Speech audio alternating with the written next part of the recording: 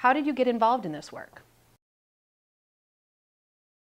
Well, I went back to school to get my social work degree, and after I graduated, I joined the RAPAD Coalition as just a community member.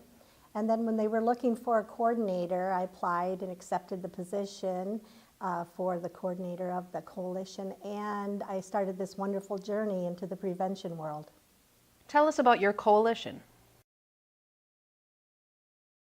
Well, the RAPAD Coalition started in 2006 with a grant from the state. It was a planning and implementation grant.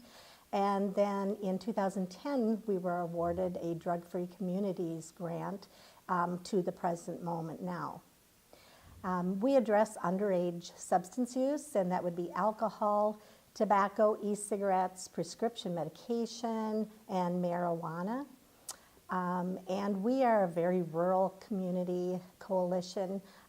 Agriculture production is at the core of our communities, our schools, our jobs, our culture. And so in Renville County, we have this high work ethic, which is awesome because we have a lot of successes, but it also plays into the work hard, play hard model. And so alcohol is the drug of choice in Renville County for our youth. Before the coalition started, taking data from the Minnesota Student Survey in 2004, we found that we had like a 40% of our ninth graders in Renville County using alcohol in the past 30 days. Now that was much higher than the state average of 27%, and probably why we got our first grant to address this issue.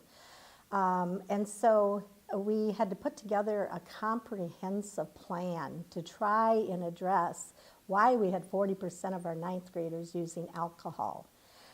Some of the strategies that we put together were curriculum in our schools for 6th through 10th graders.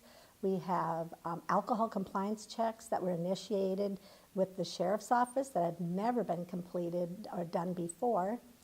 We have responsible beverage server trainings, we have town hall meetings, we have the Youth Leadership Academy. There's just many different strategies that we're using, and it's been working. What does evaluation look like for your coalition? Like I said, in 2004 we had almost 40% of our ninth graders using alcohol. Then in 2006, we got our funding first from the state. We started our coalition. 2007 was the next Minnesota Student Survey, and our rates went down a little bit, down to 37%. But by 2010, we really started to see the strategies, the initiatives were starting to make a difference in our community, and went down to 27% of our ninth graders. Then in 2013, we saw another drop to 14%. And then in 2013, it went down to 9%. And finally, 2016, our last Minnesota Student Survey, our ninth grade use rate went down to 5.8%. That's an amazing change of 85% change of reported behavior with our ninth graders. How do you think sharing this will help others? These strategies help youth into their adulthood by helping them to be aware and be prepared. It's a way to show youth that their community really cares about them.